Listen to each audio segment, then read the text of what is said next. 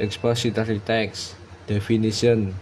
An expository text is a text that explains or provides information about a topic clearly and logically. Purpose: to inform, explain, or describe something based on facts. Characteristic: objective and factual, contains data or evidence, logical and organized structure.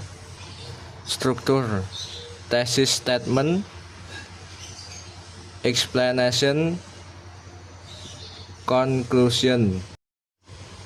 Expository text adalah jenis teks yang berfungsi untuk menjelaskan atau menyediakan informasi yang akurat mengenai suatu topik secara jelas dan logis. Intinya, teks ini bertujuan menginformasikan dan menerangkan sesuatu berdasarkan fakta. Tujuan utamanya adalah menjelaskan, menginformasikan, atau mendeskripsikan sesuatu berdasarkan fakta. Ada 4 ciri utama dari teks expository text. 1. Objektif dan faktual. Informasi yang disajikan harus berdasarkan dengan kenyataan, tidak memuat opini penulis. 2. Berisi data atau bukti. Teks harus didukung oleh data, statistik, atau bukti yang relevan. 3. Struktur terorganisir. Informasi disusun secara teratur dan mudah diikuti. 4. Logis. Argumen dan penjelasan disampaikan secara masuk akal dan runtut. Struktur teks expository text terdiri dari 3 bagian utama. Yang pertama, thesis statement atau pernyataan tesis. Bagian pembuka yang memperkenalkan ide utama atau topik yang akan dibahas. Yang kedua, explanation atau penjelasan. Bagian ini bagian inti yang berisi fakta, data, atau contoh utama yang mendukung pernyataan tesis. Ini adalah bagian terpanjang. Conclusion atau kesimpulan, bagian penutup yang merangkum informasi utama atau menegaskan kembali tesis. Personal letter. Definition. A personal letter is a letter written to someone you know personally, such as a friend or family member. Purpose: to share news, feelings, or personal experience. Structure: sender's address, date, salutation, body, closing, and signature. Personal letter atau surat pribadi. Surat pribadi adalah surat yang ditulis oleh satu individu kepada individu lain yang sudah dikenal secara personal, seperti teman dekat, kerabat, atau anggota keluarga. Tujuan utama surat pribadi adalah untuk berbagi kabar, pengalaman, perasaan, atau sekedar menjalin komunikasi personal.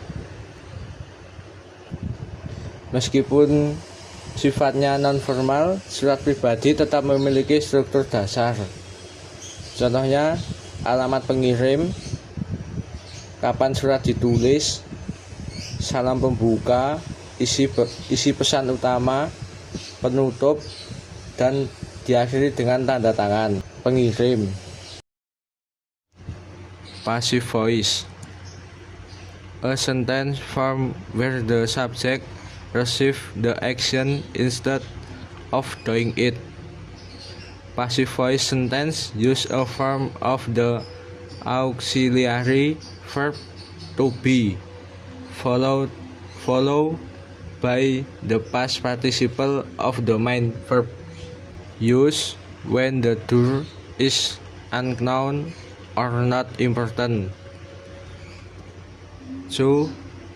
To focus on the action or result. Passive voice atau kalimat pasif. Kalimat pasif adalah bentuk kalimat di mana subjek menerima tindakan dari kata kerja. Rumus utamanya adalah selalu menggunakan auxiliary verb to be diikuti oleh past participle atau verb ketiga dari kata kerja utama. Kita menggunakan passive voice terutama dalam dua kondisi. Yang pertama, ketika pelaku tindakan tidak diketahui, tidak relevan, dan atau tidak penting. Yang kedua, ketika kita ingin fokus pada tindakan atau hasil dari tindakan tersebut, bukan pada pelakunya. Di sini saya menampilkan tabel perbedaan antara active voice dan passive voice. Bisa dicermati tabelnya.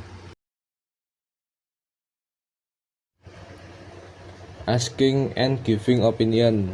Giving opinion means expressing your thoughts, ideas, or beliefs about a topic.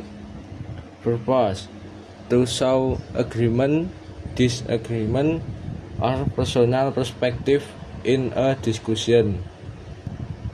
Useful expressions: in my opinion, I think that, from my point of view, as far as I'm concerned, I agree or disagree with blah blah blah blah.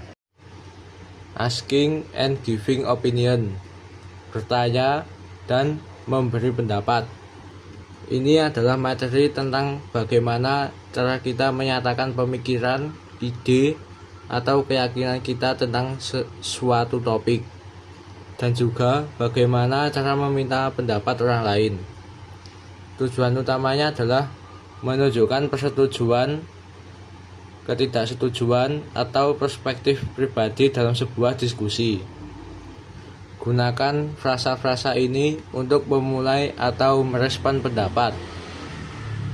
Saat memberi pendapat, contohnya in my opinion, dan I think that, dan from my point of view. Saat menyatakan persetujuan atau ketidaksetujuan, gunakan I agree atau disagree with. Contoh kalimat: menurut saya belajar bahasa Inggris sangat penting. In my opinion, studying English is very important. Business letter. A business letter is a formal letter used for professional communication between individuals, companies, or organizations. Purpose: to discuss business matters such as offers, cooperation, requests, or refusals. Example topic: letter to offer or refuse a business partnership. Structure: sender's address, date, receiver's address, salutation, body, closing, signature, and name. Business letter atau surat bisnis. Surat bisnis adalah surat formal yang digunakan untuk komunikasi profesional antara individu, perusahaan, atau organisasi.